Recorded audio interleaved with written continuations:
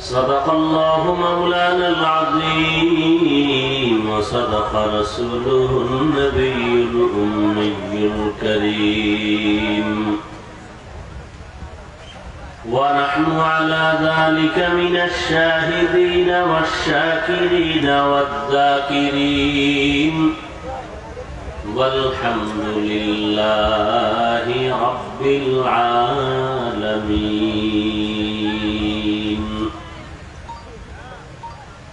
سبحانك لا علم لنا إلا ما علمتنا إنك أنت العليم الحكيم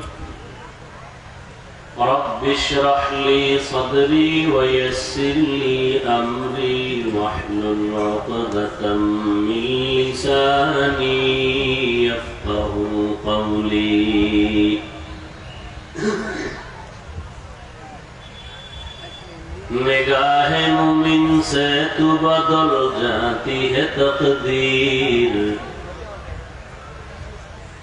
निगाह मुमिन से तू बदल जाती है तकदीर ये बंदा की कुव्वत नहीं कुदरत का इशारा ये बंदा की कुव्वत नहीं कुदरत का इशारा ऐ मर्द खिरत करके मासी की जरूरत ऐ मर्द खिरत करके मासी की जरूरत अब सोहबत सालेह की सवा कोई नहीं चारा अब सोहबत सालेह की सवा कोई नहीं चारा मरदूद है पीछे हमें खबर नहीं लेकिन मरदूद है पीछे हमें खबर नहीं लेकिन एक वक्त में हालात जो अमाल है सारा एक वक्त में हालात जो अमाल है सारा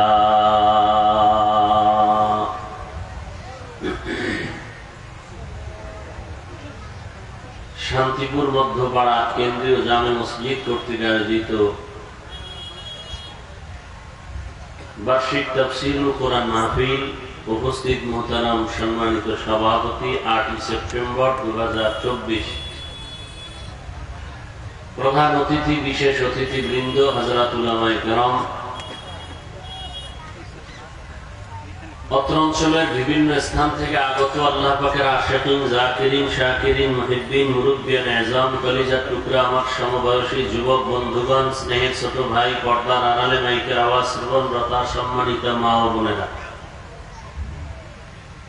আল্লাহ পাক রব্বুল আলামিনের দরবারে শুকর যে আল্লাহ পাক আমাদেরকে হাজার লাখ মানুষের ভেতর থেকে বাছাই করে পৃথিবীর শ্রেষ্ঠ মজলিস উলামায়ে আহলে হকের মজলিস গুনাহ মাফের মজলিস তওবা কবুলের মজলিসে আখিরাতের কিছু সম্বল সঞ্চয় করার তাগিদে এই সুন্দর বেহেশতের বাগানে আসা বসার তৌফিক দান করেছেন দয়াময় আল্লাহর দরবারে শুকর আদায়ার্থে জবান খুলে ঈমানের আওয়াজকে উঁচু করে পড়ি আলহামদুলিল্লাহ درود و سلام سید المرسلین رحمت للعالمین شفیع المذنبین خاتم النبیین سید الثقلین امام المرسلین شفیع اعظم رسول اکرم رحمت عالم نبی العرب العجم حبیب کبریا اشرف الانبیاء سید الانبیاء شفیع محشر ساقی کوثر آقا انعامدار مدینہ کا تاجدار آفتاب نبوت فخر موجودات سید المخلوقات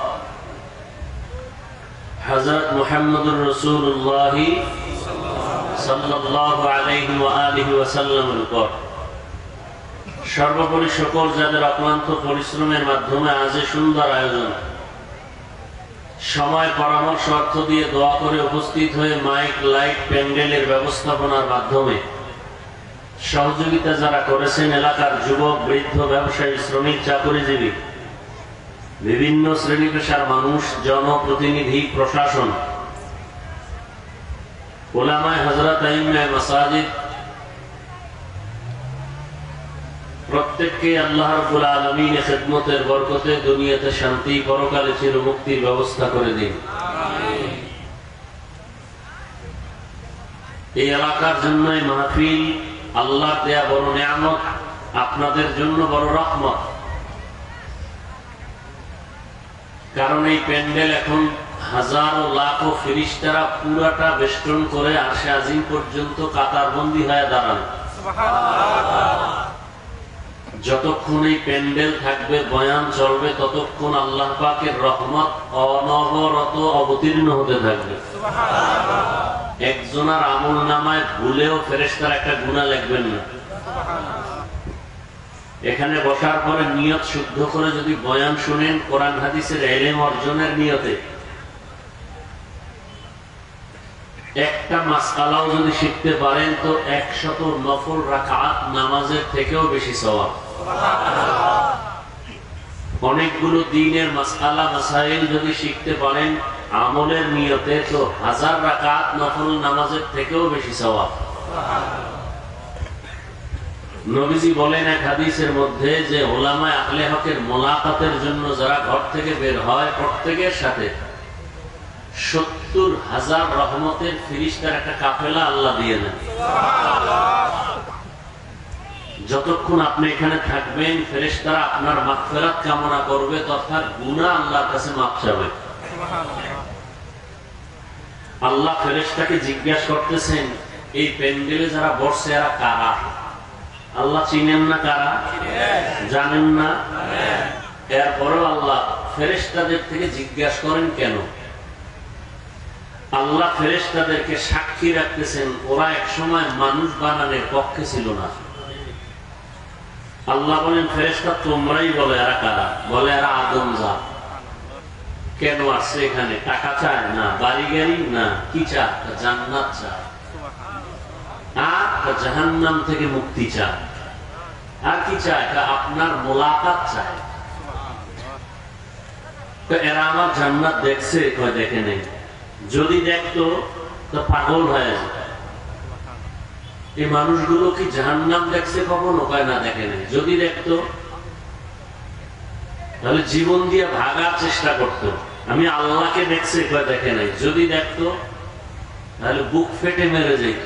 আল্লাহ কয়, ফেরেশতা যেই মানুষ বানাইতে নিষেধ করছিলা, সেই মানুষ আমি আল্লাহকে না দেখে, জান্নাত না দেখে, জাহান্নাম না দেখে, গুনার ভয়ে, নেক আমলের আশায়, বসার বিছানা ভালো না, খানা দানা নাই, কে ধনী কে গরিব, কে ছোট কে বড়, সব একাকার হয়ে আছে, নির্ভয় বসে আছে। দুনিয়ার টাকাওয়ালারা এরকম মানুষ জমাইতে চাইলে এমপি মন্ত্রীরা কত র্যাব লাগতো, ভয় কোন দিক থেকে গুলি আসে। আপনাদের কোনো ভয়? আলহামদুলিল্লাহ, আমাদেরও কোনো ভয় নেই। কোন সরকার গেল আর কে আইলো, এ চিন্তা আপনার আছে, আমাদের নেই। কোন আলেমের আছে? আমরা আগেও কোরআন হাদিসের কথা বলি, মানুষকে জাহান্নাম থেকে বাঁচানোর বয়ান করি, জান্নাতের বয়ান করি, এখনো করব। যে আল্লাহ মানে না, রসুল মানে না, সে আমাদের বন্ধু না। ক্লিয়ার? আর আপনাদের কি? যে আপনাদেরকে টাকা পয়সা দেবে না সে আপনাদের বন্ধু না, যে দিবে সে বন্ধু। চাই সে সুদ খায়, ঘুষ খায়, হারাম খায়, ও নিয়ে টেনশন নেই। আর আমরা যদি বাড়ি করে দিব, আগে জিজ্ঞাসা করি টাকা হালাল না হারাম। তোমার হারাম টাকার বাড়ি দরকার নাই, এক তুফানে 1 সেকেন্ডে বাড়ি ধ্বংস হয়ে যাবে। ওই বিল্ডিং লাগবে না, খেলের ঘর ভালো, যেটা আজীবন থাকবে। এই ঠিকটা কাজে লাগাইলে তো জান্নাত রেডি। কাজে লাগাইতে পারছেন? পারলে তাহলে আওয়ামী লীগ গেল, এরপরও কেন মানুষের ঘুম হারাম, চাঁদাবাজি হয়, কেন ঘরে আগুন লাগে, কেন মারপিট হয়, কেন জুলুম হয়? বিষয় কি? আসমানের ফেরেশতারা মনে হয় এগুলো করতেছে নাই না?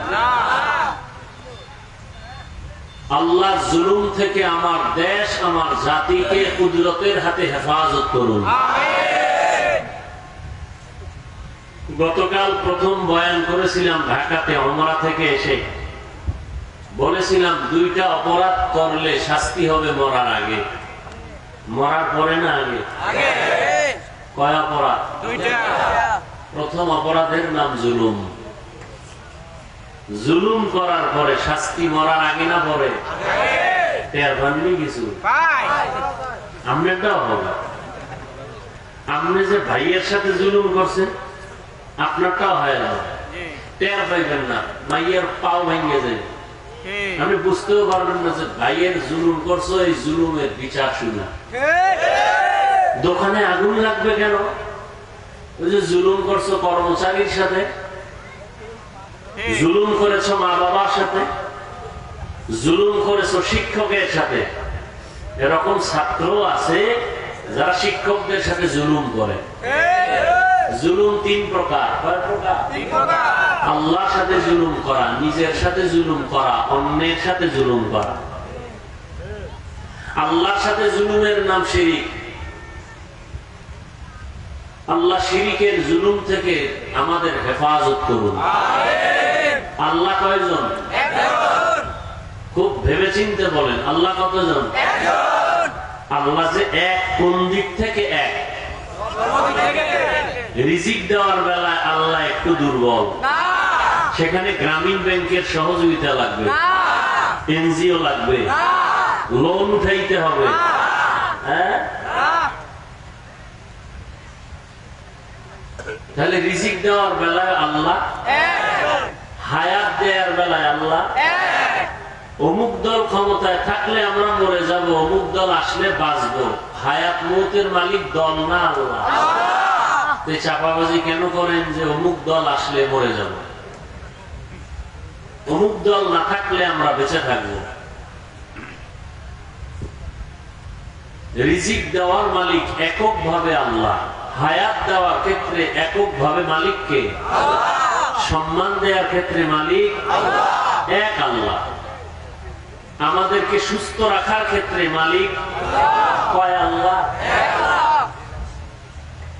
যেই এক আল্লাহ রিজিক দেন, নাকি আপনাদের ধারণা থাকলে বলতে পারেন যে না, রিজিক দেওয়ার ক্ষেত্রে অন্যেরও কিছু অংশ আছে, ছেলে কিছু দেয়। কেন? অনেকে বলে না, ছেলে যদি চাকুরি না করতো না খাইয়া মরে যাইতাম, বলে না? না খাইয়া মরে যাওয়ার ক্ষমতা ছেলের হাতে, চাকুরির হাতে, সার্টিফিকেটের হাতে। আমগো তো কোনো সার্টিফিকেট নাই। হাটহাজারীর হুজুর রাহিমাহুল্লাহ তাকে ধৈর্য বাইন্ধের পরে সার্টিফিকেট বা সনদের স্বীকৃতি দিছিল। ওই সনদ কি আমগো টাকা দেয়? কথা বলেন, কিচ্ছু না। ওই আমরা না খায় মরছি। পৃথিবীতে কোরআনওয়ালা ওলামায়ে কেরামের মতো সম্মানেও কেউ নাই, শান্তিতেও কেউ নেই। শান্তি দেওয়ার মালিক আল্লাহ, সম্মান দেওয়ার মালিক আল্লাহ। জীবন তো আছে আপনার, তবে আল্লাহর কাছে আজকে থেকে নতুন করে দোয়াটা করবেন। যারা বুঝেন নাই করেন, আজকে থেকে করিয়েন। আল্লাহ সম্মানের জীবন চাই। কি সম্মান? কি জীবন? দ্বিতীয় পাশাপাশি বলবেন আল্লাহ সম্মানের রিজিক চাই। কানে থাপ্পড় দিয়া রিজিক দিবে, ভাত দিবে, ওই ভাত চাই না। জেলখানায় ঢুকায় দুইটা রুটি দিবে, সে রুটি চাই না। আমার ছেলেকে হাত করা লাগায় এরপরে আমাকে খানা দিবে, মিষ্টি খাওয়াবে। জেলখানায় রিমান্ডের মাইল দিয়ে আবার নাস্তার প্লেটে গিয়ে একসাথে ভাত খাওয়াবে, সে খানা চাই না। কি খানা চাই? ইজ্জতের খানা চাই। আমরা মসজিদে উলামায়ে কেরাম যা পায় সম্মানের সাথে পায় না, তুলনামূলক কিন্তু আপনাদের থেকে কম। আপনাদের মাসে কামাই 50,000, হুজুরের 10,000, 6 মাস বাকি, ঠিক নেই? কিন্তু সম্মানটা কেমন হিসাব করেন তো, আপনার 50,000 না 50,000 কোটির থেকেও বেশি সম্মানের রিজিক আল্লাহ সবাইকে দান করেন। তাহলে যে এক আল্লাহ রিজিক দেন, এক আল্লাহ হায়াত দেন, সে এক আল্লাহকে সেজদা দেওয়া উচিত না? সেজদা আরেকজনে ভাই কেন পায়নি? সোনার বাংলায় সেজদা আরো কেউ পায় না? পায় না? আচ্ছা আমাকে একটু বলেন তো, আল্লাহ তো একজন, সবাই স্বীকার করলেন। আল্লাহ ছাড়া যা আছে এদেরকে আরবি ভাষায় এক বচনে বলে মাখলুক, বহু বচনে বলে মাখলুকাত। আর সমস্ত মাখলুকাতের মধ্যে শ্রেষ্ঠ মানুষ, এ কথা আপনারা একমত না? জিন? আমার সাথে একটু জবাব দেন, শ্রেষ্ঠ কি জিন না মানুষ? ফেরেশতা মানুষের থেকে শ্রেষ্ঠ? এবার বলেন তো, মানুষ কিসের সৃষ্টি? জিন আগুনের, ফেরেশতা নূরের সৃষ্টি শ্রেষ্ঠ না মাটির সৃষ্টি? মানুষ শ্রেষ্ঠ। সিদ্ধান্ত কার? যদি লেখা রাখতে পারতেন কামে লাগতো। আবার বলছি, সমস্ত মাখলুকাতের মধ্যে নূরের সৃষ্টি ফেরেশতারা শ্রেষ্ঠ, আগুনের সৃষ্টি জিন শ্রেষ্ঠ, মাটির সৃষ্টি ঘোষণা কার? এই সিদ্ধান্ত কি অস্থায়ী না স্থায়ী? ওয়ালাকাদ কাররামনা বানি আদম ওয়া হামালনাহুম ফিল বাররি ওয়াল বাহরি ওয়া রাযাকনাহুম মিনাত তাইয়্যিবাত ওয়া ফাদ্দালনাহুম আলা কাসীরিন মিম্মান খালাকনা তাফদীলা। এই যুবকেরা, ইসলাম তোমার সম্মান দিয়েছে, পৃথিবীর কোন মাস্তান আর নেতা সম্মান দেয়নি, খোদার কসম। সেই ইসলামকে আঁকড়ায় ধর। মাত্র আন্দোলন কইরা সাকসেস হওয়া এটা সাকসেস না, তোমার জীবনকে সফল করো। সফলতার রাস্তা এখনো বহুত দূর। যুবকের ধাক্কা, যুবকের মিশন বড় সফলতার মিশন। নবীজি বলে গেছেন, বুড়ারা মুহাম্মদের বিরোধিতা করেছে, যুবকরা উপকার করেছে। বুড়ারা কি করছে? এই বুড়ারা এখানে যারা আছে এরাও ফাঁকে ভোগে করে। জুয়ানরা নামাজ পড়তে চাইলে এত নামাজ লাগে না, দাড়ি রাখতে চাইলে বয়স হয় নাই, রোজা রাখতে চাইলে আব্বা আম্মা কয় শরীর নষ্ট হয়ে যাবে। কার্টুন দেখতে দেখতে সারা রাত মোবাইলে চ্যাটিং করতে করতে শরীর শেষ, গাল শেষ, চেহারা কার্টুন হয়ে গেছে। রোজা রাখতে চেহারা নষ্ট হবে, মোবাইল চালায় যে সারা রাত ঘুম নষ্ট করে চেহারা নষ্ট করলো। আব্বাজান এবার কোন মেডিসিন দিয়ে চেহারা ভালো করবেন? বাবার কাছে কোনো জবাব নাই। জবাব দিবেন না হয় ভিডিও রেডি হাসরের মাঠে, কোরআনের আয়াত।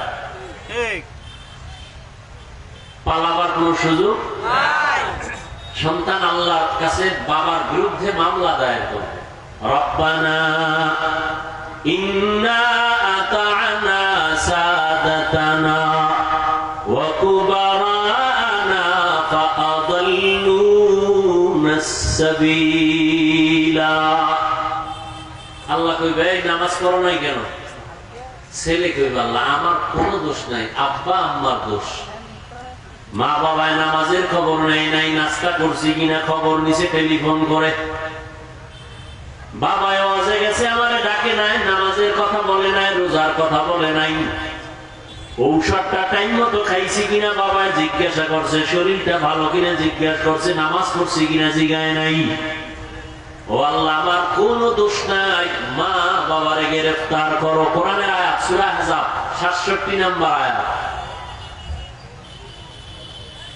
এজন্যই তো ইসলাম বলে, ও সন্তানের মা বাপ, 7 বছর যখন সন্তানের বয়স হবে তখন সন্তানের নামাজের মুসাল্লায় দাঁড় করায় দাও। 10 বছর যখন হবে একটু শাসন যদি করা লাগে শাসন করায়, নামাজ পড়াও। ছোট থেকে তৈরি করে দাও, বড় হলে কন্ট্রোলে রাখতে পারবা না। বড় হলে কন্ট্রোলে রাখা, 7 বছর থেকে ট্রেনিং দাও নামাজে, কারণ মুসলমানের জন্য বড় পরিচয় নামাজ। قال النبي صلى الله عليه وآله وسلم بين العبد وبين الكفر ترك الصلاة। পয়গম্বর বলেন মুমিন আর বেঈমানের মাঝে ব্যবধান হলো নামাজ। বেঈমানেরা নামাজ পড়ে না, মুমিনেরা নামাজ ছাড়ে না। এত আশেকে রাসূল এখানে বসা আছে, ফজর পড়ে নাই, জোহর পড়ে নাই, আসর পড়ে নাই, মাগরিব পড়ে নাই, এশাও পড়ে নাই। এরকম আশেকে রাসূল আছে না? এরা আবার সাফাবাজিও করে। নামাজ না পড়লে কি হবে? দিল পরিষ্কার আছে না? নেই? আরো অ্যাডভান্স যারা একটু চালু, এরা বলে হুজুর থেকে আমরা অনেক ভালো আছি, আমাদের ইমান তাজা। হুজুরেরা পরের বাড়ি খায়, তুমি কার বাড়ি খাও? বিয়া করার পরে টের পাইছনি বাবা এলে কামাই করে না দিলে জুদা হয়ে যাও, আলাদা হয়ে যাও। কার বাড়ি খাইছো তুমি? জিন্দেগি মে বন্দগি তু কর নাহি,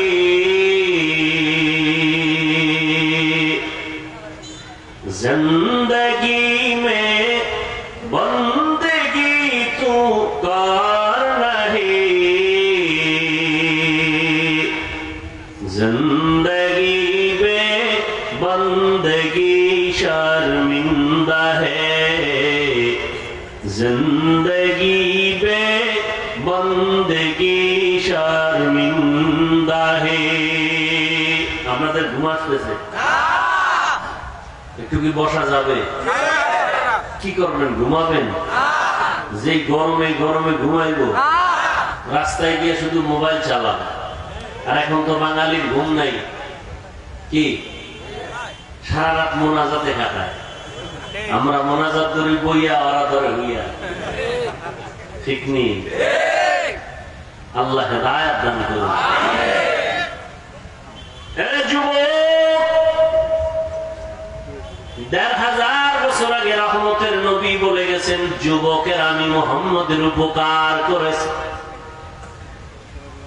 পয়গম্বরের কলিজার চাচাতো ভাই হযরত আলী 7 বছর বয়স থেকে 11 বছরের ভেতরে নবীর হাতে হাত দিয়া কালেমা পড়ে বলে, নবী আপনার কোনো চিন্তা নাই, আমি অল্প বয়সে কালেমার পতাকার তলে চলে আসলাম। নবীর চাচতো ভাই কালেমা পড়ার পরে হচ্ছে সাহাবী। কিছুদিন পরে কি হবেন বলেন? জামাতা হবেন। রাসূলের কলিজার জামাতা, কারণ ফাতেমা রাদিয়াল্লাহু আনহা রাসূলের কলিজার কন্যা। মুহাব্বতের মেয়ে ফাতেমা রাদিয়াল্লাহু আনহা সবার ছোট। ও পর্দার আড়ালের আম্মা জানেরা, নারীদের সম্মান আল্লাহ সবার করে দিয়েছেন, নবীর মাধ্যমে দিয়েছেন। দুনিয়াতে নারীর অধিকার সম্মান কোন ধর্মে দিতে পারে নাই, কোন নেতা দিতে পারে নাই, নেত্রী দিতে পারে নাই। আল্লাহ দিয়েছেন নবীর মাধ্যমে, ইসলাম দিয়েছে। ইসলামের দেওয়া সম্মান অধিকার যারা একটু উল্টা পাল্টা করে মন গড়া দিতে চাইছে, এদের দ্বারা নারীর সম্মান হয় নাই, হয়েছে নারীরা অপমান।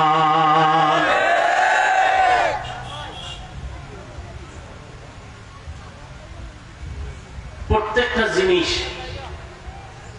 বানাইয়া ওইটা চালানোর জন্য কিছু পদ্ধতি আবার বানানোওয়ালা দেখায় দেয়, ক্যাটালগ দিয়ে।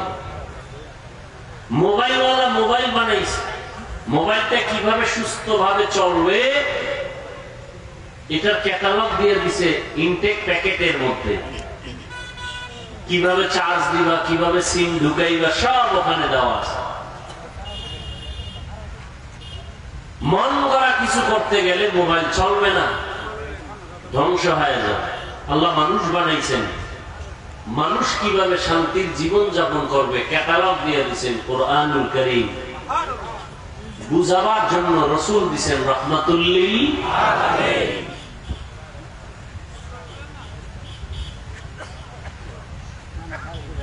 হায়, তো আল্লাহর শুকর আদায় করতে গিয়ে আমি অনেক দূরে চলে আসলাম,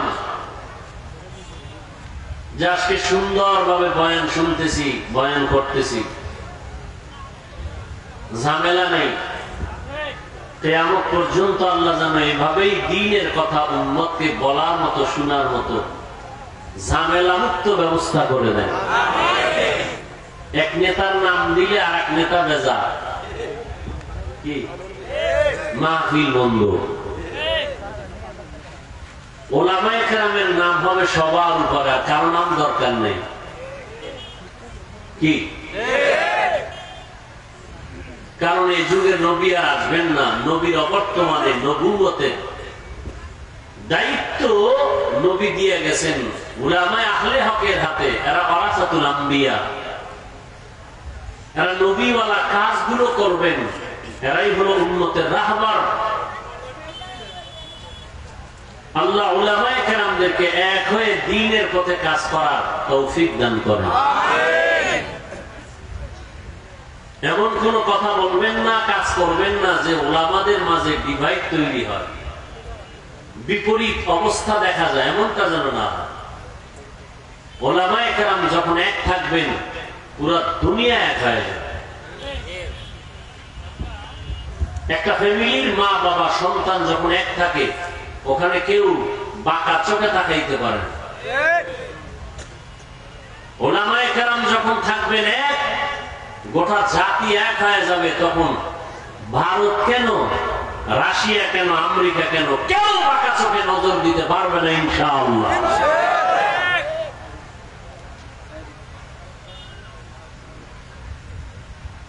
কোরআনে হাকিমের সূরা আহজাবের আমি দুইটা আয়াত পড়েছি রাসূলের হাদিস থেকে, একটা ছোট্ট হাদিস পড়েছি। বেহেশতের বাগানে বসছেন, বড় দামি, এখানে বসার সাথে সাথে জীবনের সব গুনাহ মাফ হয়ে গেছে। ধৈর্যের সাথে যদি একটু সময় দেন তো আমি আলোচনা করব, উঠা বসা করলে মোনাজাত দিয়ে চলে যাব। কারণ এটা কোনো নাটকের প্যান্ডেল না যে মন চাইলে বসবেন, মন চাইলে উঠবেন, মন চাইলে চা খাবেন, মন চাইলে পান খাবেন। এটা এমন কোন নাটকের মঞ্চ না, এটা এমন বরকতের মজলিস বলা যায় না। এখান থেকে কেউ হেদায়েত পেয়ে বাড়ি যাবে, ওলির খাতায় আল্লাহ নাম উঠায় দিবেন।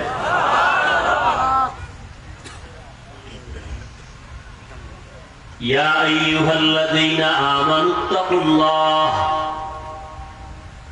ও দুনিয়ার মুমিন তোমরা আল্লাহকে ভয় করো, তাকওয়া অর্জন করো। আকুলু কাওলান সাদীদা, জবান দ্বারা যা বলবা সঠিক সত্য শালীন ভাষায় বলিও। কি লাভ হবে?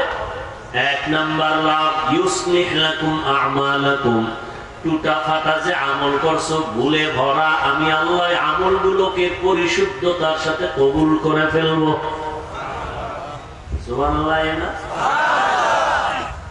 দুই নাম্বার পুরস্কার, ওয়ায়াগফির লাকুম যুনুবাকুম, জীবনে যত গুনাহ করেছো সব গুনাহ আমি মাফ করে দেব। ওয়া মান ইউতি'িল্লাহ ওয়া রাসূলাহু, যারা আমি আল্লাহ এবং আমার রাসূলের ইতাআত করবে, ফাকাদ ফাযা ফাওজান আযীমা, অতঃপর তাদের বিজয় হবে চূড়ান্ত বিজয়, সফল বিনা হিসাবে জান্নাতি। হাদিস করেছি, রাসূল বলেন, মাইয়াজমাল লিমা বাইনা লাহইয়াইহি ওয়া মা বাইনা রিজলাইহি আজমান লাহুল জান্নাহ। রহমতের নবী বলেন, দুইটা জিনিস হেফাজতের জিম্মাদারি যদি তোমরা উম্মতেরা নাও, আমি নবী তোমাদের জান্নাতে নেওয়ার জিম্মাদারি নিব। কয় জিনিস? এক,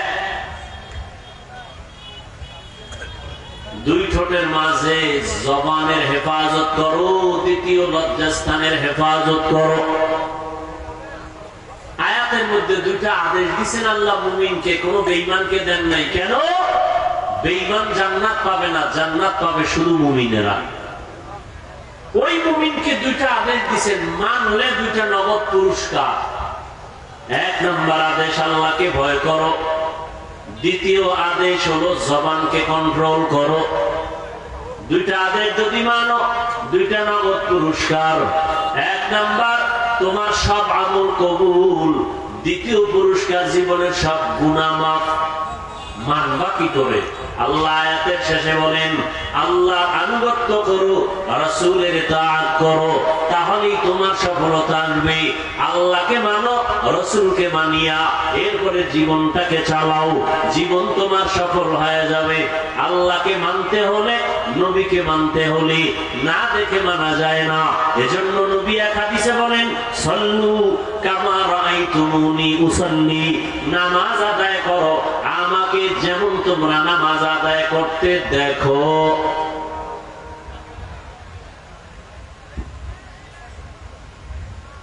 নবীকে যেমন নামাজ আদায় করতে দেখো তেমন তোমরা আদায় করো।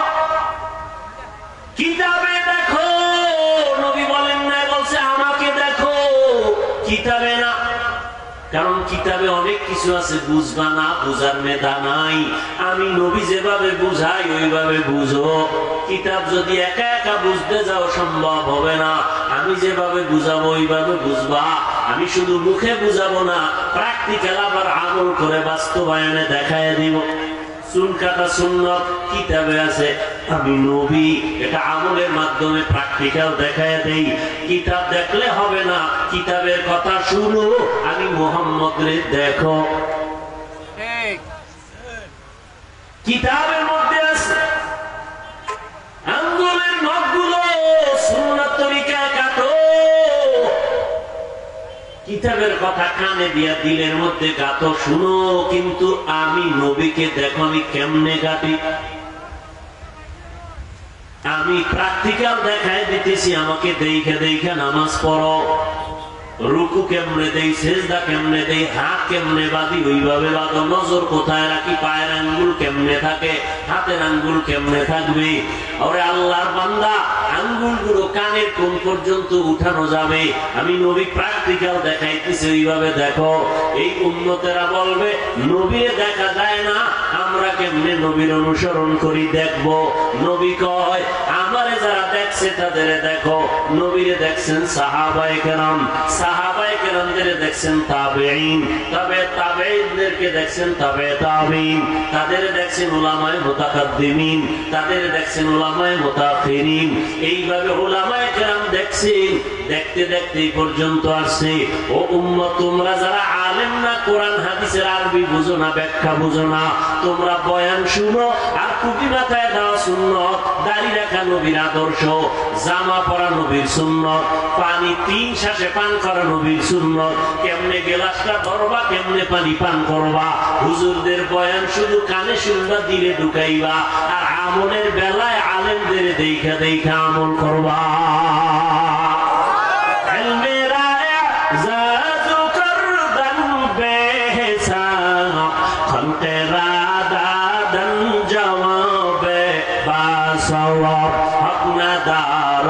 दोस्ते खल्का जानेरा निस्ते ई खसलत एके दिनदारेरा। কিতাব দেখে সম্ভব। হুজুরেরা যেমন আলেমরা কিতাব বুঝাবে, কোরআন বুঝাবে, ওইভাবে বুঝো। মন গড়া বুঝলে ভেজালে পড়বা। ওয়ালা দল্লিন মানে গোমরাহি থেকে আল্লাহ পানা চাই। দল্লিন দল্লান মানে গোমরা পথভ্রষ্ট। এই তরজমা, এই শব্দ আর কোরআনে আরো জায়গায় আছে না নাই? হ্যাঁ, যদি তুমি গোমরা কও ইমান যাবে গা। কেমনে কয় অদ্দুহা ওয়াল লাইলি ইযা সাজা মা ওয়াদ্দাআকা রাব্বুকা ওয়া মা ক্বালা ওয়ালাল আখিরাতু খায়রুল লাকা মিনাল উলা ওয়ালা সাওফা ইউতিকা রাব্বুকা ফাতারদা। এরপর কি? আলাম ইয়াজিদিকা ইয়াতীমান ফাআওয়া ওয়া ওয়াজাদাকা দল্লান ফাহাদা।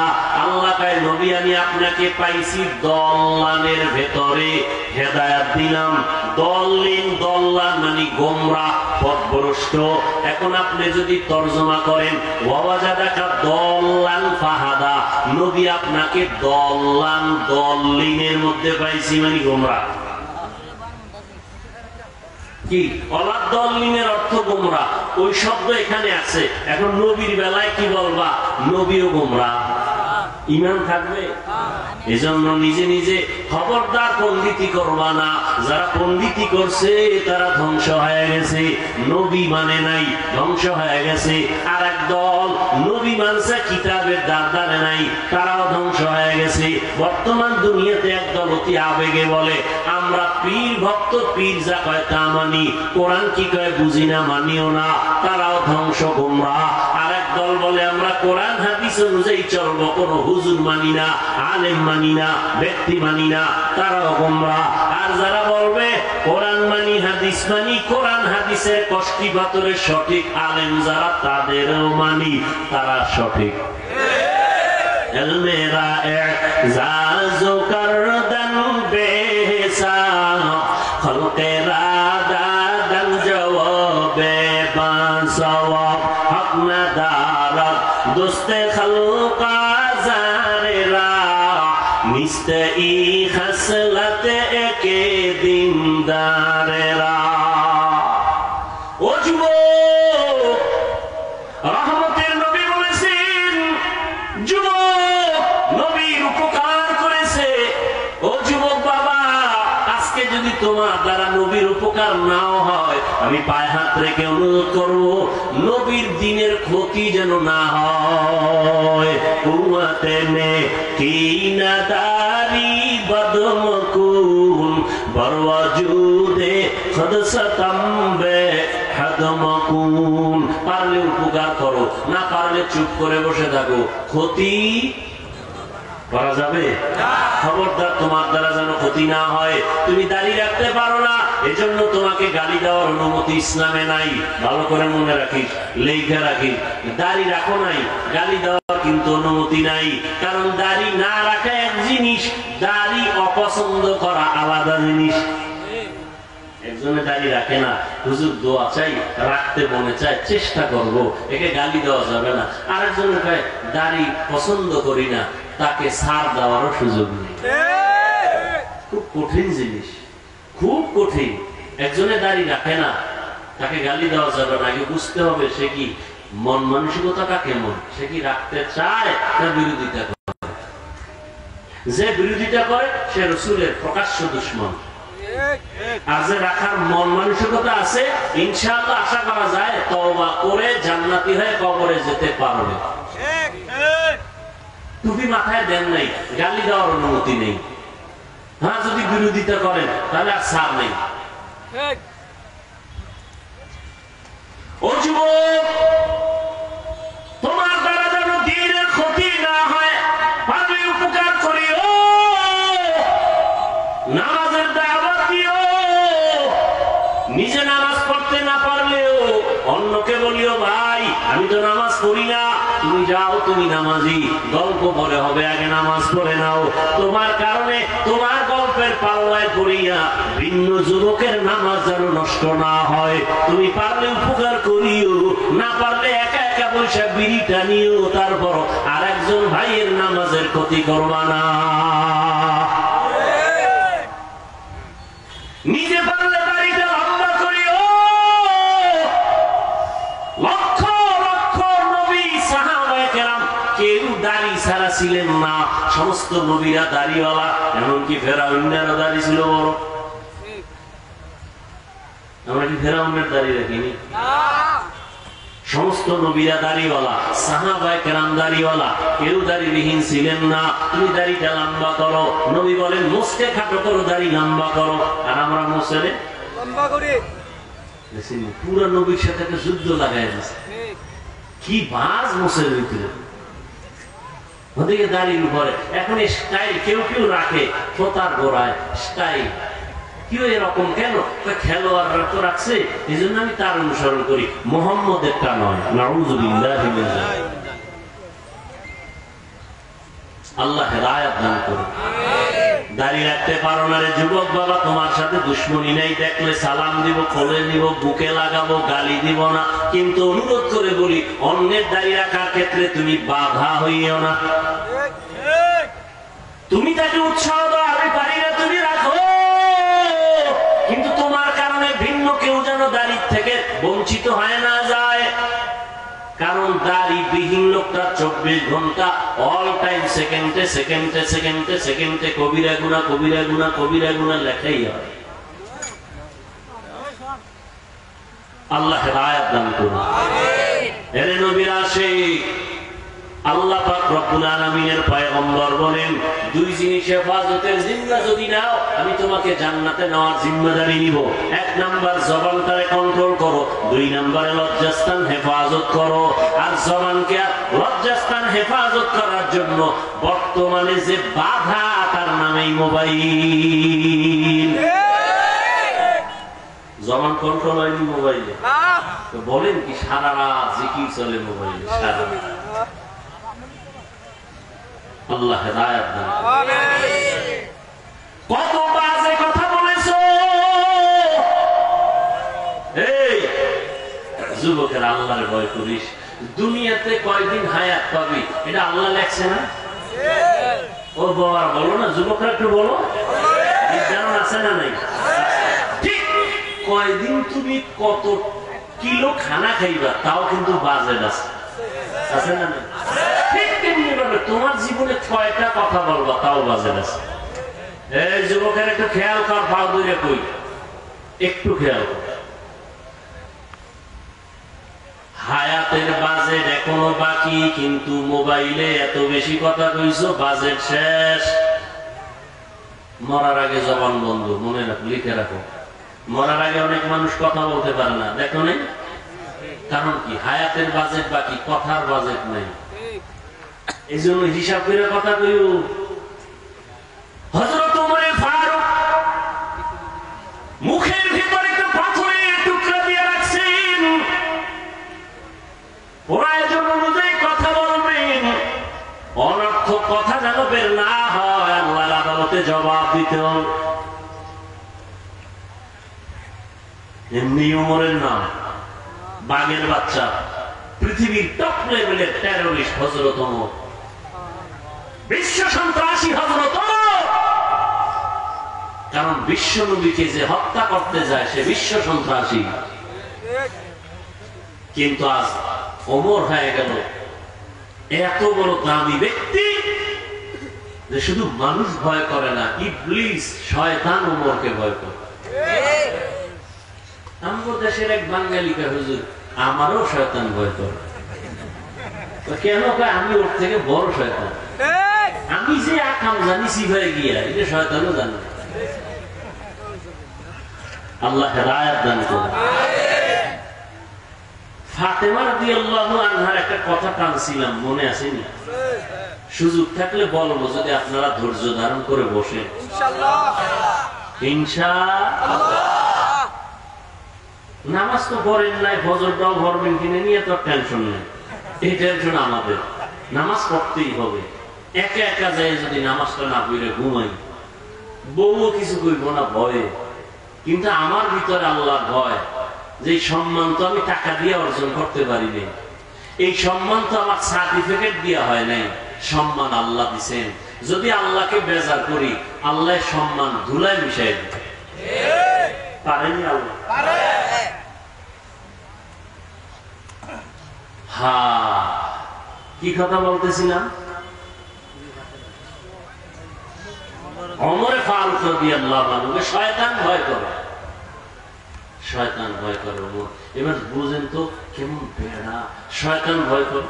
যে শয়তান আল্লাহর সাথে চ্যালেঞ্জ দিয়েছে, কোরআনের ঘটনা, আল্লাহর সাথে চ্যালেঞ্জ দিয়েছে আদমকে সিজদা দিব না, আর সেই শয়তান ওমরের দেখলে দৌড়, উল্টা দৌড়।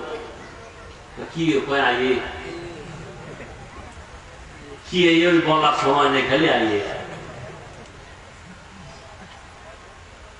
সেই ঈদের দিন, রোজার ঈদের দিন দরজা আটকে কাঁদতেছে, সাহাবী আবু হুরায়রা রাদিয়াল্লাহু তাআলা আনহু বলেন, ভাই ওমর কাঁদেন কেন? জাহান্নামের ভয়।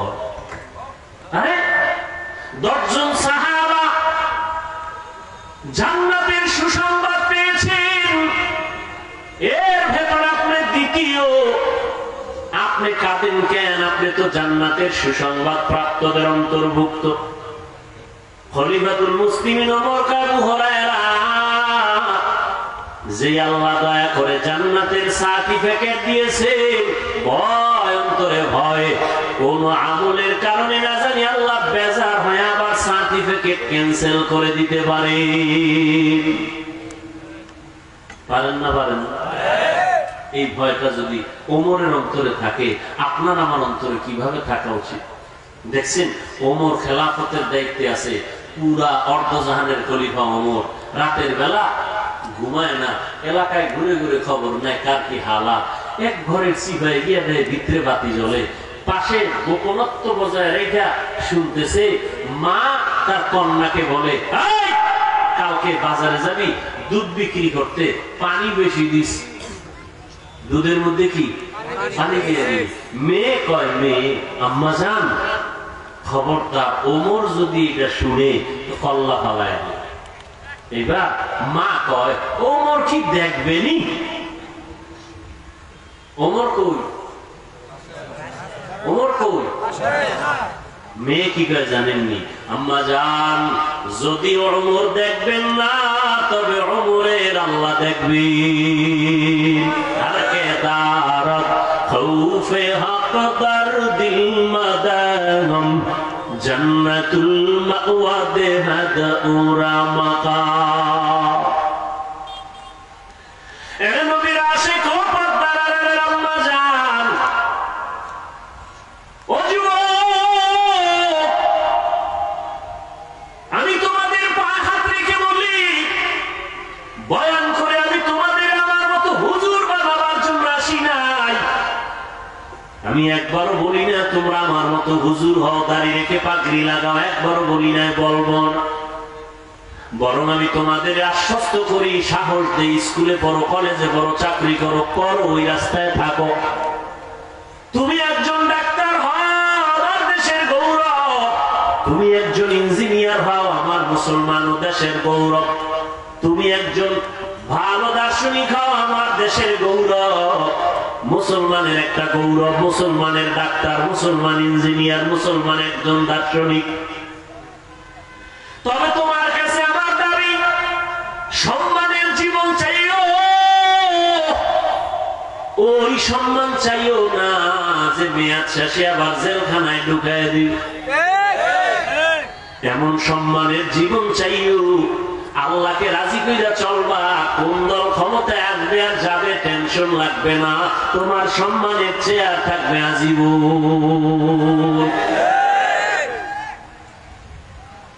সম্মানের জীবন চাইও, সম্মানের জীবন যদি চাইতে হয় ভালো করে লিখে রাখি, ওরে যুবক, ডাক্তার হইয়াও জীবনভর সম্মানের চেয়ারে থাকবি, মরিয়া গেলে মানুষ বুকের সাথে লাগাইয়া শ্রদ্ধার সাথে স্মরণ করবে, দোয়া করবে। ইঞ্জিনিয়ার হলো সম্মান যাবে না, ডাক্তার হলো সম্মান যাবে না, ডক্টর হলো সম্মান যাবে না। দুইটা পুঁজি ঠিক রাইখা ডাক্তারি বড়, দুই পুঁজি ঠিক রাইখা তুমি ইঞ্জিনিয়ার হও। প্রথম পুঁজি শরীরের সুস্থতা, দ্বিতীয় পুঁজি সুন্দর চরিত্র। এই দুইটা নাই তো সম্মান নেই। চরিত্র ভালো কিন্তু অসুস্থ, চাকরি কোনোদিন হবে? টিকবে?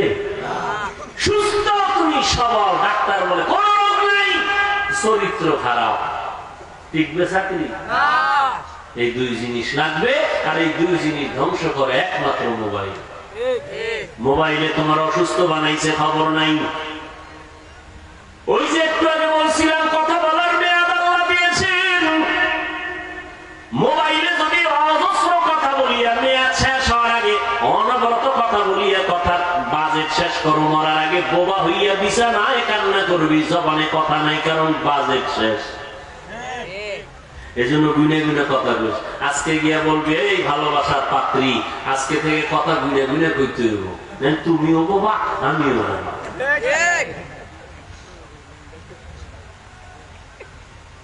গুনে গুনে কথা বলবা, সাবধান, অনর্থক কথা বলা যাবে না। আর যদি বৈধতার লাইনে কথা বলতা, আল্লাহ পাক হয়তো বাজেট বাড়াইতেও পারেন। যদি মায়ের সাথে কথা বলতা, মা একটু কথা বল, শোনার টাইম নেই, আমার টাইম হয়ে গেছে মিস কলে, এখন আর তোমার সাথে কথা বলার টাইম নেই। অথচ মায়ের সাথে কথা বলবা, আল্লাহ খুশি হবেন। বাবার সাথে কথা বলবা, আল্লাহ খুশি হবেন। শিক্ষকের সাথে ভালো আচরণ করবা, আল্লাহ খুশি হবেন। আলেমদের সাথে কথা বলবা, আল্লাহ খুশি হবেন। জিকির করবা, আল্লাহ খুশি হবেন। দরুদ শরীফ পড়বা, আল্লাহ খুশি হবেন, নবী খুশি হবেন। বাজেট কম থাকলে পারে আমার আল্লাহ তার কুদরতি ক্ষমতায় বাড়ায় দিবেন। আল্লাহ পারেননি? কাদের কুদরত দারি বরকামাল আনতা রব্বি আনতা হাসবি যুল জালাল। তাহলে সম্মানের ডাক্তার হতে চাও তো যুবকরা? ইনশাআল্লাহ।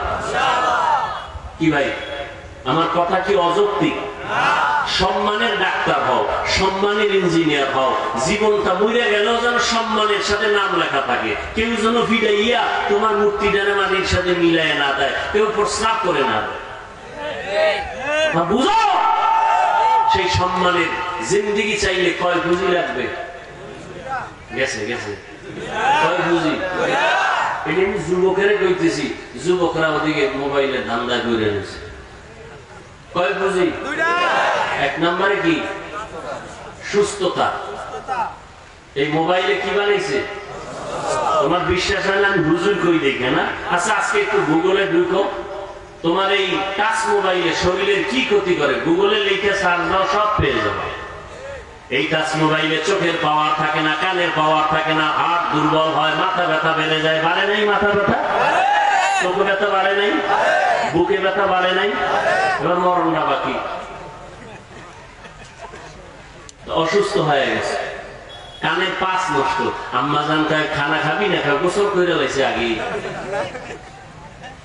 কানের পাঁচ নষ্ট হয়ে গেছে। হাসিস না, কথাগুলো যে কতটা কলিজার থেকে বলতেছি, কিভাবে বললে তুমি মানবা, এটা যদি বুঝতে পারতাম যে পাও ধরলে মানবা, একটা লাভ দিয়ে এসে পাও জড়ায় দরকার।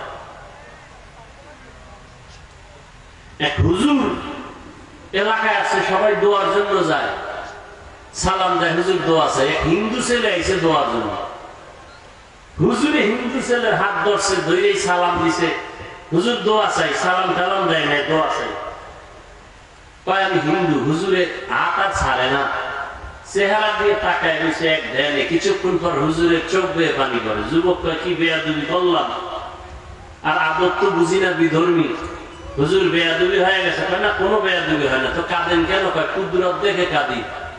কি কুদরত? কয় এত সুন্দর চেহারা, আল্লাহ কিভাবে জাহান্নামে জ্বালাবেন। যুবকের কলিজার মধ্যে হেদায়েতের নূর ঢুকে গেছে। যুবক যাও, বাড়ি চলে গেছে। হুজুর কি কইলো কি কইলো কি কইলো, এটা পুরো শরীর গরম হয়ে গেছে। ভাবতে ভাবতে একা একা কয় জাহান্নাম তো বহু বড়, কিয়ামতের বিচার বিচারের পর।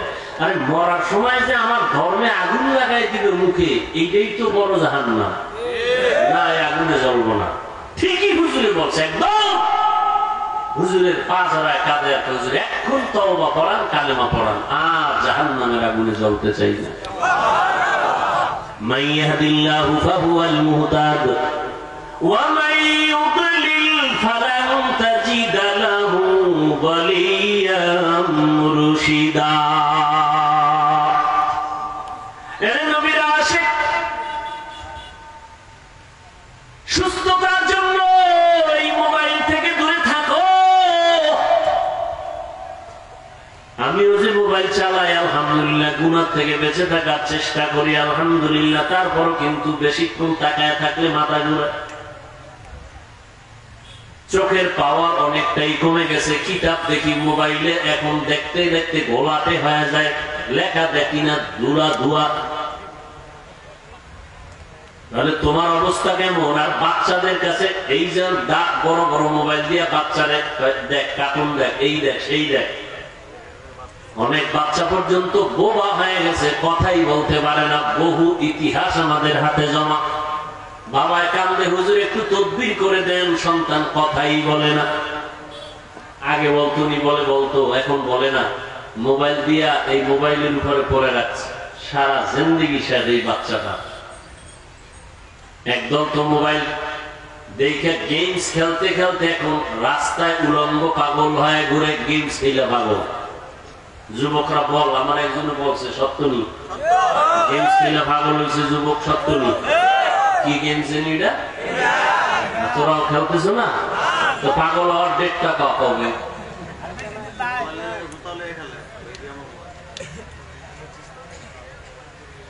হেসে হেসে উড়াইয়া দিতেছ যুবক।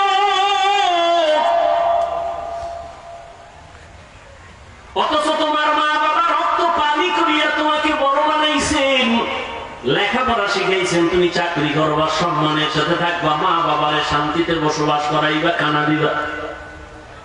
অথচ লেখাপড়া করছো, চাকরি নাই, চরিত্র ভালো না, কেউ তোমার দোয়াও করে না, বরদোয়া করে। এখনো সময় আছে, তওবা করে নাও, চরিত্রটাকে ঠিক রাখিও। মোবাইলের কারণে তোমার চরিত্রের কোনো গ্যারান্টি নাই, সব ধ্বংস হয়ে যাইতেছে। ও আল্লাহর বান্দারা, আল্লাহ বলেন আমাকে ভয় কর, জবানটারে কন্ট্রোল করো, জবানটারে হেফাজত করো। আল্লাহর ভয় অন্তরে জমা করে নাও। যত বয়ান করি কোনদিন এই বয়ানে লাভ হবে না যদি আল্লাহর আযাবের ভয় অন্তরে না থাকে। ওমরে ফারুকের অন্তরে ভয় থাকার কারণে কাঁদতেছে, ঈদের দিন জাহান্নামের ভয়। একমাত্র আল্লাহর আযাবের ভয় অন্তরে থাকার কারণে তার বয়ান বেশি লাগে না। আর আবু জাহিলের অন্তরে আল্লাহর ভয় নাই। নবীজি 13টা বছর বয়ান করিয়াও কালেমাওয়ালা বানাতে পারেন নাই। ও যুবক, আম্মা জান, আপনাদের এত মর্যাদা। আমার নবী যুবকের দ্বারা শক্তিশালী হওয়ার ঘোষণা দিয়েছেন। হযরত আলী তার হাতে আছেন কালেমাওয়ালা। নবী কলিজা কন্যাটারে আলীর কাছে দিয়া আলীরে জামাতা বানায় দিলেন। আর কলিজা দিয়া নবী দোয়া করলেন, আনা দারুল হিকমাহ ওয়া আলীউম বাবুহা, আমি মুহাম্মদ হলাম ইলম ও হিকমতের ঘর, আর এই ইলমের ঘরের দরওয়াজা আমার আলী। ওই আলীর ঘরে আছে ফাতেমা রাদিয়াল্লাহু আনহা। আলী রাদিয়াল্লাহু আনহুর জন্য এত দোয়া করলেন। আল্লাহ আলীকে এত জ্ঞান দান করেছেন যে জ্ঞানের সামনে ওমরও বলে, আলীর জ্ঞান যদি আজকে আমার কাছে না থাকতো আমি ওমর ধ্বংসের পথে চলে যাইতাম। লাউলা আলিয়্যুন লাহালাকা ওমর। ওই আলী বলেন, আমি একদিন কোথাও থেকে গিয়া মসজিদে নববীর মধ্যে ঢুকলাম, দেখি রহমতের নবী বসে আছেন, সাহাবায়ে কেরাম বসে আছেন। আম্মা জানেরা একটু ভালো করে খেয়াল করে শুনেন, যুবকেরাও শুনো রে বাবা, বৃদ্ধ বাবাজিরাও শুনেন। হযরত আলী বলেন, আমি মসজিদে নববীতে ঢুকলাম, রহমতের নবী বসে আছেন, অন্যান্য সাহাবায়ে কেরামরাও বসে আছেন। একটা প্রশ্ন চলতেছে, জবাব চাইতেছে নবী, কেউ জবাব দেয় না। প্রশ্নটা হলো, এই দুনিয়াতে নারীদের জন্য শ্রেষ্ঠ সম্পদের নাম কি? নারীদের জন্য শ্রেষ্ঠ সম্পদ কি? কেউ জবাব দেয়। হযরত আলী বলেন, আমি ঢুকলাম, বসে থাকলাম, কিছুক্ষণ পর দেখলাম কেউ জবাব দেয় না। আমার অন্তরে একটু দাগ আসলো। হঠাৎ করে একটা জবাব আসলো এভাবে যে, নবীর কলিজা ফাতেমা। আমি ফাতেমার কাছে জিজ্ঞেস করলে মনে হয় জবাবটা পাইতে পারি। বলবো? প্রশ্ন কি গেছে? প্রশ্ন কি? নারীদের জন্য শ্রেষ্ঠ সম্পদ কি? হযরত আলী বলে, আমার ফাতেমা হয়তো জবাব দিতে পারবে, আমি দৌড়ায় যাই, নবীর কলিজা ফাতেমার থেকে জবাব নিব।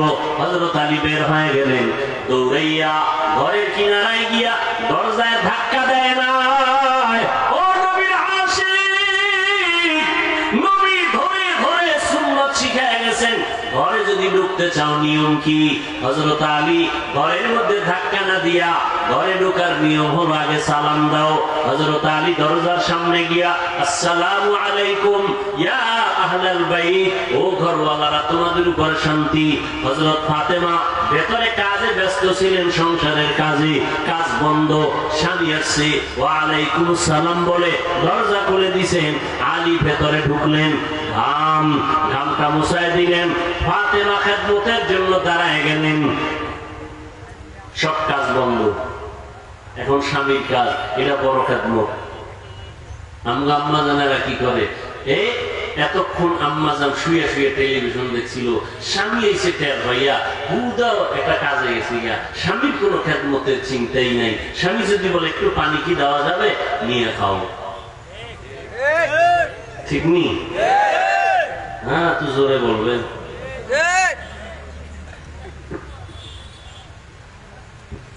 হায় হায় হায়, ফাতেমা রাদিয়াল্লাহু তাআলা আনহা স্বামীর খেদমতে নিয়োজিত হয়ে গেছেন, এখন আর কোনো কাজ হবে না।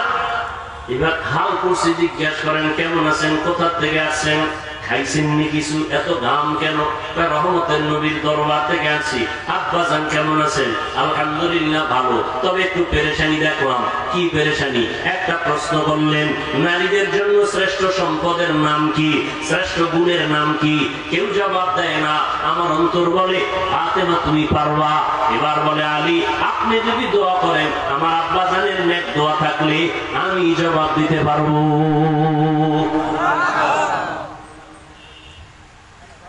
আম্মাজান এমন দোয়া পাইছেন, মা ফাতেমা রাদিয়াল্লাহু আনহা। এবার আল্লাহ রাসূলের মেয়ে জবাব দিবেন, শুনবেন না আরেকটু দোয়ার দিকে আগায় যাব? নবীজি একটু মন খারাপ লাগলেই ফাতেমার বাড়ি গিয়ে হাজির।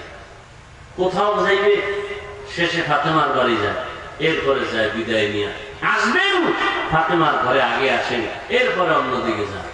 ওখানে আরো কলিজার দুইটা সন্তান আছে, হাসান হোসাইন। নামগুলো একটু ভালো করে বললেন। একজনের নাম রাজ্জাক।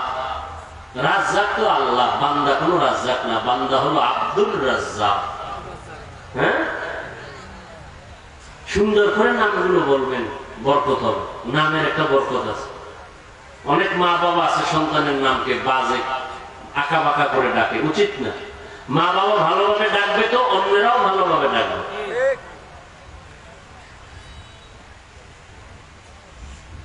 নামই তো নাই ভালো, ভালো নামই তো নাই, তো আর ভালো করে ডাকবে কি? নাম হলো হৃদয়, সাগর, নদী, পাহাড়, তুফান। সন্তানের নাম তুফান। হ্যাঁ, বৃষ্টি। হ্যাঁ,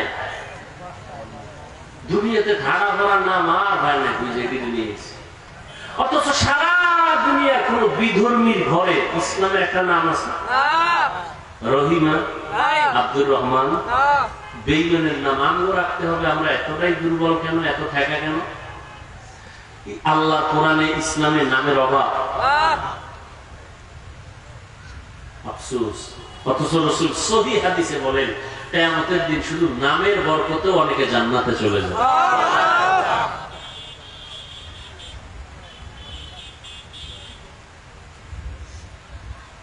ফাতেমা রাদিয়াল্লাহু আনহার ঘরে যাইতেন নবী। আজকে আবু বকরকে ডাকেন। নবী সফর সঙ্গী খুব কাছে থাকতেন দুইজন, আবু বকর, ওমর, এরপরে লাগলো ওসমান, এরপরে আলী।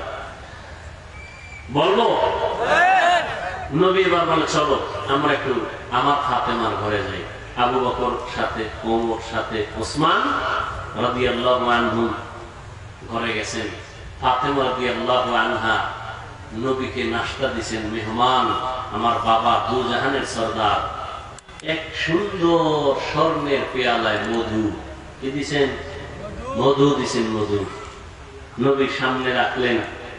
নবী নজর দিয়ে তাকায় দেখে সুন্দর পেয়ালায় সুন্দর মধুর মাঝে চিকন কালো এভাবে পড়ে আছে। কি বলে না কেন? চুল। নবী দীর্ঘ টাইম তাকায় দিলেন। এবার নবী খোলাফায়ে রাশিদিনকে বলেন, আপনারা কিছু টের পাইছেন নি? আবু বকর বলেন, ইয়া রাসূলুল্লাহ, টের পাইছি। কি পাইছেন? সুন্দর পেয়ালায় সুন্দর মধুর মাঝে কি কথা না, কালো চুল পাইছে। এই মা বোনেরা ভালো করে শুনেন, কালো চুল পেয়েছে। ওমর দেখছেন নি? কয়ে দেখলাম। ওসমান দেখছেন নি? কয়ে দেখলাম। মন্তব্য করেন তো এর উপরে? আবু বকর কয়, আমি করি। রাসূল বলেন, করেন।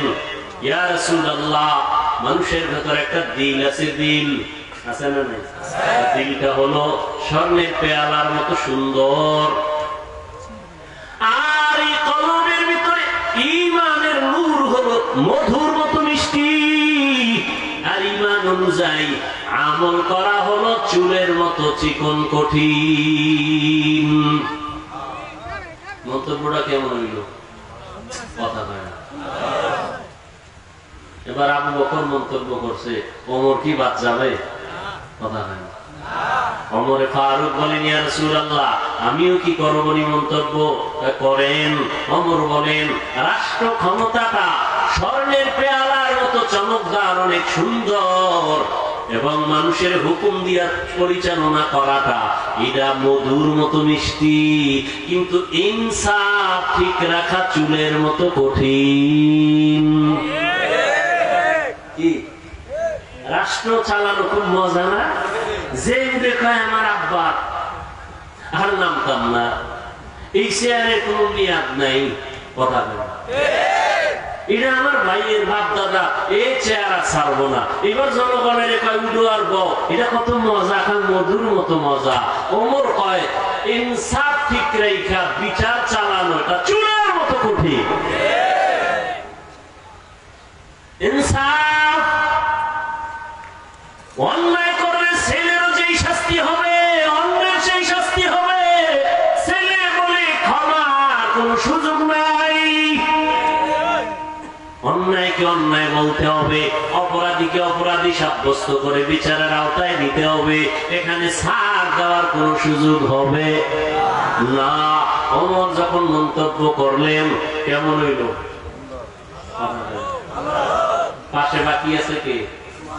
উসমান রাদিয়াল্লাহু আনহু। কে সে উসমান? কে সে উসমান? নবী বলেন, লিকুল্লি শাইইন লিকুল্লি নবিয়্যিন রাফীকুন ওয়া বা'দি লিকুল্লি নবিয়্যিন রাফীকুন ওয়া ফিল জান্নাতি ওয়া বা'দি ফিল জান্নাতি উসমানা। সমস্ত নবীদের একজন জান্নাতে বন্ধু হবে, আমি মুহাম্মদের বন্ধু হবে জান্নাতে আমার উসমান। নবীজির কয় মেয়ে জানেননি? কথা বলেন। কয় ছেলে? ছেলে নাই। আপনারা মেয়ে হইলে বেজা, ছেলে হইলে খুশি। বিষয় কি? একটা বাবাও কি ছেলে দিয়া আরামে আছে? রাত পোহাইলে ঘুম নষ্ট, রাতে ঘুম নাই, ছেলের যন্ত্রণা, এই সমস্যা ওই সমস্যা। অথচ ছেলে হইলে বাবা খুশি, মেয়ে হলে বেজার। আমার নবী বলেন, আমি 4 কন্যার বাবা, আমার একটা ছেলেও নাই। যে একটা কন্যা পাইছো, একটা জান্নাতের মালিক। উসমান হলেন নবীর আরো আদরে। 2 জন মেয়েকে বিবাহ দিছেন নবীজি উসমানের হাতে। উসমান মন্তব্য করেন, ইয়া রাসূলুল্লাহ, আমার কাছে মনে হয় এই স্বর্ণের পেয়ালার মতো চমকদার হলো আল্লাহর দেওয়া ইলম। আল্লাহর দেওয়া ইলম, কোরআন হাদিসের ইলমে ওহী। আর এই ইলমটা অর্জন করা মধুর মতো মিষ্টি, মধুর মতো মিষ্টি। মধুর সাথে তুলনা দিলেন। আর ইলম অনুযায়ী আমল করা চুলের মতো বড় কঠিন। বাকি লোকে আলী, আলী করবে না? ইয়া রাসূলুল্লাহ, আমাকে সুযোগ দিবেন নি? করেন। হযরত আলী বলেন, ইয়া রাসূলুল্লাহ, এটা দেখা আমার মনে মন্তব্য আসলো, আমার ঘরে আপনারা মেহমান, আপনি মেহমান, আবু বকর মেহমান, ওমর মেহমান। মেহমান ঘরে আসাটা স্বর্ণের পেয়ালার মতো দামি চমকদার, আর মেহমানদারি করাইতে পারাটা মধুর মতো মজা, কিন্তু মেহমানের মনটা খুশি করা চুলের মতো কঠিন। জনগণের মতো খাওয়াইছে, এরপর নুন বেশি হয়েছে, ঠিক নেই। আমার ঠিক মতো দেয় নাই, অমুকটা তরকারির মধ্যে ঝাল বেশি। না না না, নবী বলেন খানার মধ্যে দোষ ত্রুটি তালাশ করিও না, প্রশংসা করো, আলহামদুলিল্লাহ অনেক ভালো খাওয়াইছেন। খুশি হইলে আর একবার খাওয়ার সুযোগ আছে না নেই? ভাইরা আমার, বাকি রয়েছে এবার পাশে কে? কথা নাই। ফাতেমা রাদিয়াল্লাহু তাআলা আনহা, নবীজির কলিজা ফাতেমা রাদিয়াল্লাহু আনহা। আব্বা জান, এত সুন্দর একটা মজলিস, আপনি আমার কত আদর করে, নাকি একটু শরীক হব না? মন্তব্য করে বলে, করো মা। ফাতেমা রাদিয়াল্লাহু আনহা মন্তব্য করতেছেন, ও পর্দার আড়ালের আম্মা জানেরা ভালো করে মনে রাখেন। ফাতেমা রাদিয়াল্লাহু আনহা বলেন, ইয়া রাসূলুল্লাহ, এই মন্তব্য থেকে আমার মন্তব্য আছে ভিন্ন। বলে কি? বলে নারীদের জন্য লজ্জা, হায়া, স্বর্ণের পেয়ালার মতো দামি চমৎকার চেহারাটা হলো মধুর মতো মিষ্টি, বেগানার নজর থেকে বেঁচে থাকা চুলের মতো বড় কঠিন। বেগানার নজর থেকে চেহারাটাকে হেফাজতে রাখা সহজ না কঠিন? বড় কঠিন। একটা মানুষের চেহারাই হলো মূল আকর্ষণ, আর এদের যদি খোলা রাখে কি আর আকর্ষণ থাকে? আর আকর্ষণ থাকে না। এই জন্য বিবাহের পাত্রী দেখতে গেলে চেহারা দেখে না, এটা আকর্ষণ। আল্লাহ কুদরতি ভাবে এটাকে বানায় দিয়ে দিয়েছেন, আকর্ষণ লাগে। ফাতেমা রাদিয়াল্লাহু আনহা মন্তব্য করলেন, এর মধ্যে মজা লাগিয়ে গেছে, এত সুন্দর মজলিসটা, নবীজি যেখানে হাজির, খুব মজা হইতেছে। আল্লাহ রে জিবরাইল কয়, আল্লাহ আমার একটু অনুমতি দিবেন নি, আমি যাই? হ্যাঁ, আমার একটু মজা লাগে, আল্লাহ অনুমতি দিবেন নি? জিবরাইল কয়, যাও। আল্লাহ কয়, চলে যাও। জিবরাইল রহমতের নবীর দরবারে এসে হাজির, সালাম। এত সুন্দর মজলিস দেখে নবী, আমি সইতে পারি না, আমি আছি, আমাকে একটু অনুমতি দিবেন নি, আমি একটা মন্তব্য করব। আল্লাহ নবীকে করেন, জিবরাইল আমি মন্তব্য করেন, ইয়া রাসূলুল্লাহ, আল্লাহর পথটা, আল্লাহর রাস্তাটা এই পেয়ালার মতো স্বর্ণের মতো চমকদার। মাদ্রাসায় যাওয়াটা রাস্তা কত সুন্দর, মসজিদের রাস্তা কত সুন্দর, দিনের পথ কত সুন্দর, আর এই পথে খরচ করা এটা মধুর মতো মজা। আল্লাহ রাস্তায় খরচ যারা করে মজা পাইছে, তারা জীবন দিতে চায়, ঠিক নেই? টাকা পয়সা দেয়, জীবন দেয়, এতে মজা। রাসূলের একজন সাহাবিয়া, পুরুষ না নারী? একজন সাহাবিয়া, রহমতের নবী ঘোষণা করেছেন, যুদ্ধের দামামা বেজেছে, তোমরা প্রস্তুতি নাও, আমরা যুদ্ধের ময়দানে যাব। সাহাবিয়া, তার স্বামী যুদ্ধের ময়দানে বহু আগেই চলে গেছে, শহীদ হয়ে গেছে। এখন তার কোলে একটা শিশু বাচ্চা ছাড়া আর কিছুই নাই। শিশু বাচ্চাটারে কোলে নিয়ে কাঁদে, ও আল্লাহ, আমি যুদ্ধের ময়দানে, নবী আমারে বোধহয় দিবে না, কিন্তু নবীর ডাকে আমি কেমনে সাড়া দেই? বাচ্চাটারে কোলে নিয়া সাহাবিয়া, নবীর সাহাবিয়া মহিলা নবীর দরবারে হাজির হইয়া বলেন, ইয়া রাসূলুল্লাহ, আমার বাচ্চাটা আমি যুদ্ধের ময়দানে অক্ষ করে দিলাম, আমার স্বামী তো আগেই চলে গেছেন, আমাকে নিলে তো খুশি, বাচ্চাটা দিয়ে দিলাম। রহমতের নবী বলেন, ও মা, তোমার বাচ্চা যুদ্ধের ময়দানে দিলে কি লাভ হবে? আল্লাহর বান্দি কাঁদে আর কয়, ও পয়গম্বর, বেঈমানের পক্ষ থেকে যখন তীর ধনুক আসবে, আমার বাচ্চাটারে ঢাল বানায় দিবেন, আর আমার বাচ্চার শরীরের মধ্যে দুশমনের তীরের আঘাতগুলো লাগবে, আমার এই আঘাতগুলো বাচ্চা সহ্য করবে, আর সাহাবী নিরাপত্তা লাভ করবে। কিয়ামতের ময়দানে আল্লাহ আমাকে শাহাদাতের বরকতে জান্নাত দিয়ে দিবে। আল্লাহর রাস্তায়, আল্লাহর রাস্তাটা পেয়ালার মতো স্বচ্ছ, বড় বরকতময়, সুন্দর। খরচ করা হলো মধুর মতো মজা, কিন্তু এই রাস্তায় খরচ কইরা অহংকার মুক্ত হইয়া ঠিক থাকা বড় চুলের মতো কঠিন। মাদ্রাসায় দান করে কয় আমার নাম লেখো, আমি দানবী, আমার চিনেননি, এ মাদ্রাসা আমি উঠে দিছি, মসজিদ আমার। তুমি দিছো, আল্লাহকে আমাকে কানে দিয়ে কইব দুনিয়ায় দিছো, দুনিয়ায় পেয়ে গেছো, আখিরাতে খালি যাও। আল্লাহ জিবরাইলের ওহী নাযিল করে কয়, জিবরাইল তুমি গেলা, আমি আল্লাহরে বাদ রাইখা তোমার কি ভাল লাগেনি?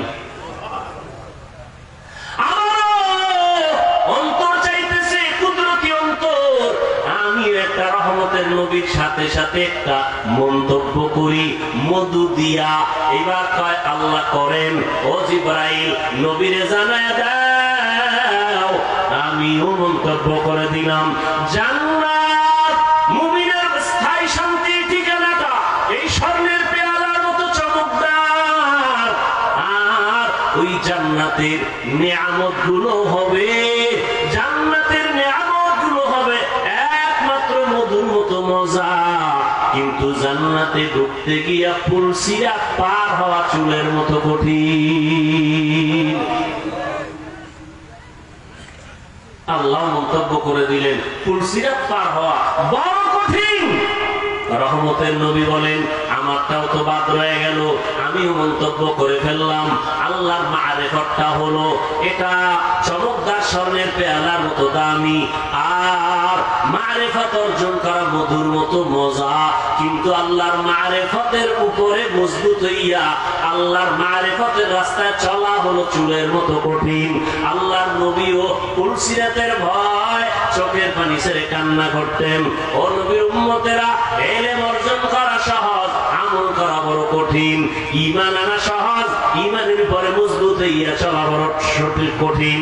ও আল্লাহর বান্দিরা, চেহারাটা সুন্দর হয়েছে, লজ্জা আছে ঠিকই, কিন্তু পর্দা রক্ষা করা, বেগানা থেকে নিজের বাঁচায় রাখা কঠিন। হযরত আলী প্রশ্নের জবাব চাইছিল, নারীদের শ্রেষ্ঠ গুণ কোনটা, শ্রেষ্ঠ সম্পদ কোনটা? ফাতেমা রাদিয়াল্লাহু আনহা বলেন নারীদের শ্রেষ্ঠ গুণ হলো বেগানার নজর থেকে নিজেকে হেফাজতে রাখা, এটা নারীদের বড় শ্রেষ্ঠ গুণ। ও পর্দার আড়ালের আম্মা জান, আল্লাহ পাক লজ্জাও দিলেন, চেহারাটাও সুন্দর বানাইলেন। বেগানার থেকে নিজেকে বাঁচায় রাখা বড় কঠিন হয়ে গেল।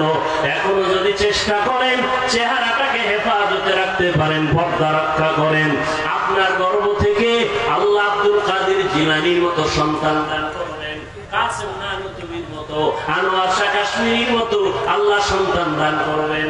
আপনার সন্তানটা ডাক্তার হবে, ইঞ্জিনিয়ার হবে, একজন বড় কলামিস্ট হবে, একজন বড় দার্শনিক হবে, একজন কোরআনে হাফেজ হবে, একজন বড় আলেম হবে। কিয়ামতের ময়দানে নাজাতের দরজা খুলে যাবে। ও যুবক বাবারা, আল্লাহ পাক রব্বুল আলামিন এমন সুন্দর চেহারা দিয়ে বানাইলেন, এমন আল্লাহ পাক দুনিয়াতে সুন্দর হায়াত দিলেন। ওই হায়াতটা ঠিক রাখা চলার চেষ্টা করো। পেছনে যত অপরাধ করেছো মনে বুঝাও রে মন। রহমতের নবী আমার যুবকদের জন্য সুসংবাদ দিয়েছেন। আমি কি যুবক হইয়া নবীর সেই সুসংবাদের কাতারে আসিনি? আমার দ্বারা দিনের উপকার কোন হইল নি, না ক্ষতি হইল? একটু চিন্তা করিয়া এখনো সময় আছে, তওবা করে নাও।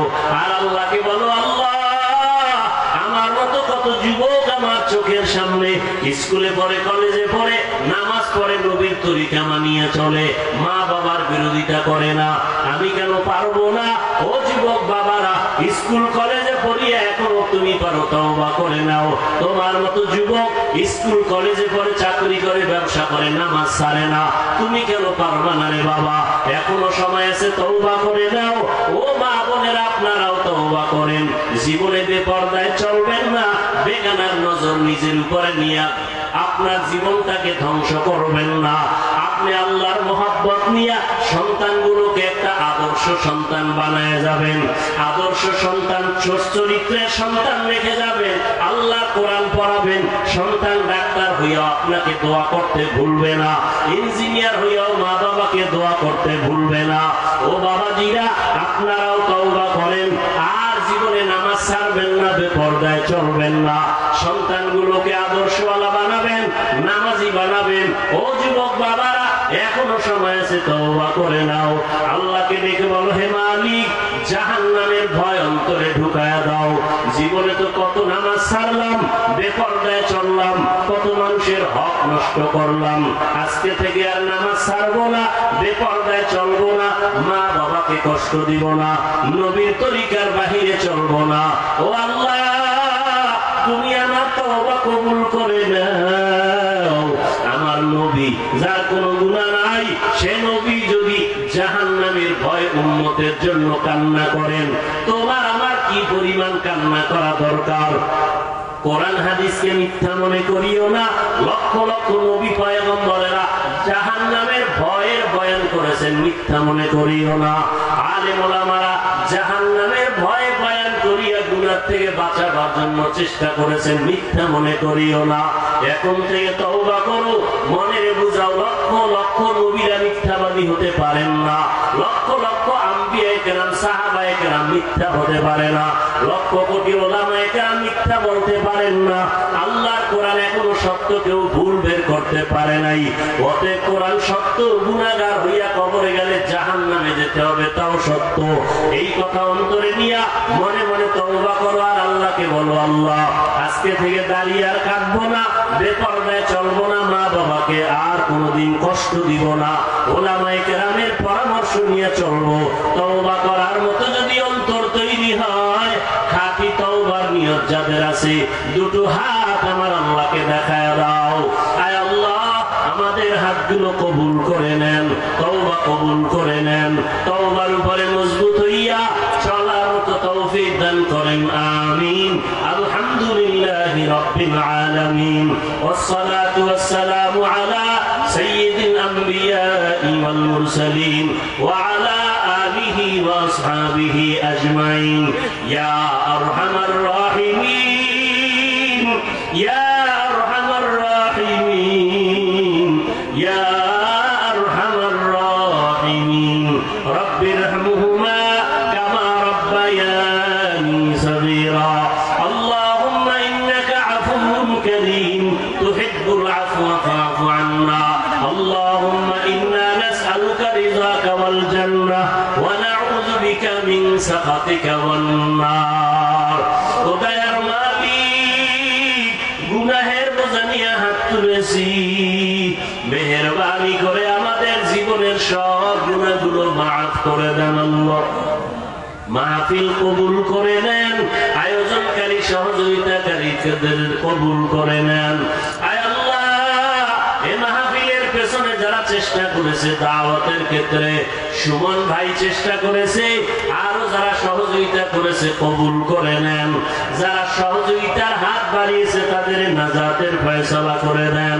মসজিদ কবুল করে নেন, মাদ্রাসা কবুল করে নেন, এলাকার ঘরে ঘরে শান্তি দান করেন, মা বোনদের আবেদা বানায় দেন, পর্দানিশী বানায় দেন, সন্তানগুলো নেককার বানায় দেন, সারা দুনিয়াবাসীকে মাফ করে দেন, মুসলমানের হেফাজত করেন আল্লাহ, বাংলাদেশ শান্তির দেশ বানায় দেন। আয় আল্লাহ, দেশের জন্য, দিনের জন্য যারা চেষ্টা করেছে কবুল করে নেন, এখনো যারা চেষ্টা করে কবুল করে নেন, ওলামায়ে কেরামদের কবুল করে নেন, মিথ্যা মামলায় জড়িত যারা কুদরতের দ্বারা মুক্তির রাস্তা খুলে দেন আল্লাহ, ইজ্জতের জিন্দেগি দান করেন, ইজ্জতের রিজিক দান করেন আল্লাহ, সবার কামাই রুজিতে হালাল ভাবে বরকত বাড়ায় দেন, মুখালেফায়ে মুআফিক বানায় দেন, জাহিরি বাতিনি দুশমনের মোকাবেলায় বিজয় দান করেন। আয় আল্লাহ, ওলামা তোলাবা উম্মতের অন্তরে ইজ্জত মুহাব্বত বাড়ায় দেন, ইলম হিলম হিকমত আমলে বরকত দান করেন, চলার পথে আমাদের জান মাল হাল পরিবার হেফাজতের ব্যবস্থা করে দেন। আয় আল্লাহ, মেহেরবানি করে অভাবীদের অভাব দূর করে দেন, কামাই রুজি ব্যবসা যারা করে বরকত বাড়ায় দেন, অভাব দূর করে দেন, ঋণ আদায়ের ব্যবস্থা করে দেন, মাদ্রাসা মসজিদ কবুল করে নেন, অন্যান্য শিক্ষা প্রতিষ্ঠান নবীর আদর্শে কবুল করে নেন। আমার কলিজার প্রত্যেকটা যুবকের দিনদার বানায় দেন। আয় আল্লাহ, 5 ওয়াক্ত নামাজি বানায় দেন। মোবাইলের গুনাহের থেকে হেফাজত করেন আল্লাহ। মা বোনদের আবেদা বানায় দেন। মুরব্বীদেরকে আপনি কবুল করে নেন। আমরা যারা হাত তুলেছি জানি না কার মা নাই, বাবাও নাই, অন্ধকার কবর থেকে দোয়া চাই, মেহেরবানি করে সবার কবর জান্নাত বানায় দেন।